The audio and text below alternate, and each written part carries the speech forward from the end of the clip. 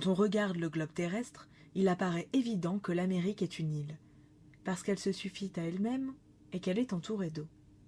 Les États-Unis sont une île-continent qui produit sur son sol la nourriture, l'énergie et les objets manufacturés nécessaires à sa vie. Le continent nord-américain touche aux zones polaires glacées. À l'est et à l'ouest, il est isolé par les deux plus grands océans de la planète. Sa structure physique est simple. L'ouest tout entier est marqué par le système continental des montagnes rocheuses. Il borde l'océan Pacifique sur toute sa largeur. Les États-Unis.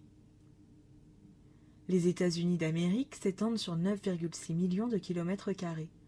Ils sont de loin la première puissance économique du monde.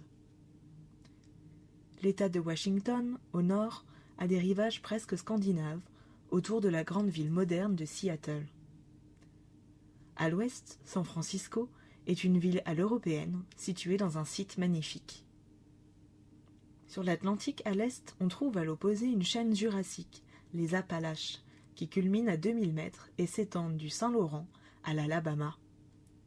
Le nord-est des États-Unis jouit d'un climat tempéré où sont situés la plupart des États historiques: Maine, New Hampshire, Vermont, Massachusetts, Rhode Island, New York, Pennsylvanie, Connecticut, Maryland, New Jersey, Delaware et les deux Virginies.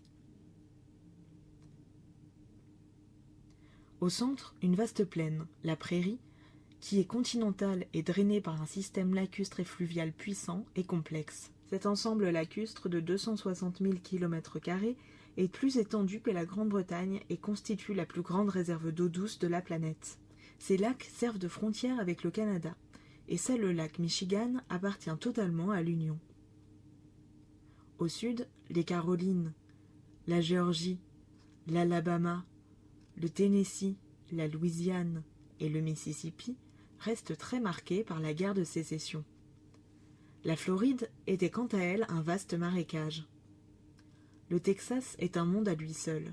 C'est le plus étendu des États de l'Union, à l'exception de l'Alaska. L'Alaska. L'Alaska, coupé du reste des États-Unis, est un territoire immense, grand comme 3 fois la France, mais peu habité. Ce territoire est constitué des Rocheuses à l'extrémité nord-ouest, atteignant leur point culminant avec le mont McKinley, 6184 mètres, et se prolonge jusque dans le Pacifique par les 150 îles Aléoutiennes.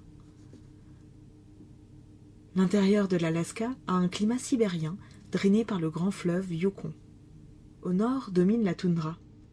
Le pétrole et le gaz y sont abondants, et font de l'Alaska le nouveau Far West américain. Le Panama. Le Panama est un État souverain.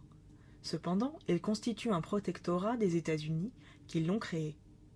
Son territoire a été pris sur la Colombie en prévision de la construction du canal. Celui-ci, construit entre 1904 et 1914, relie la côte atlantique de la côte pacifique. Le Canada. Le Canada occupe le septentrion de l'île américaine à l'exception de l'Alaska. Il est peu peuplé, 80% de son territoire est quasiment inhabité et fort de 10 millions de kilomètres carrés. Comme aux États-Unis, on remarque la chaîne des montagnes rocheuses qui bordent le Pacifique à l'ouest avec le port de Vancouver. Une vaste prairie séparée des États-Unis par une frontière artificielle rectiligne, puis par les grands lacs américains. Saskatchewan, Manitoba, Alberta, zone de culture céréalière aux villes rares. Enfin, à l'est, un massif, le Labrador que jouxte dans l'Atlantique la grande île isolée de Terre-Neuve. La région vitale de la Fédération est la vallée du fleuve Saint-Laurent, où se trouve le chenal historique du Canada qui explique le peuplement du pays. Au long de cette colonne vertébrale se situent les centres de commandement anglophones, Toronto, Ottawa et l'État peuplé de l'Ontario. La spécificité du Canada est pourtant ailleurs. De la colonisation anglaise étaient restés 60 000 paysans sur les rives du Saint-Laurent. Ils sont aujourd'hui des millions grâce au phénomène connu sous le nom de revanche des berceaux, qui parfois pousse les opprimés à faire beaucoup d'enfants. Plus à l'est, Si les Acadiens furent déportés par les Anglais, les Québécois résistèrent. Beaucoup d'entre eux ont émigré, mais 6 millions sont restés dans la province de Québec, autour de la métropole de Montréal. Menacés de submersion par la langue anglaise, ils sont demeurés fidèles à la langue française. Le Québec peut d'ailleurs être considéré comme une véritable patrie, avec ses ressources hydroélectriques, son agriculture, sa façade maritime et son 1,7 million de km², peuplé de ses millions d'habitants. Il est vrai que s'il devenait un État souverain, le reste du Canada, qui n'existe que grâce au Québec, intégrerait les États-Unis.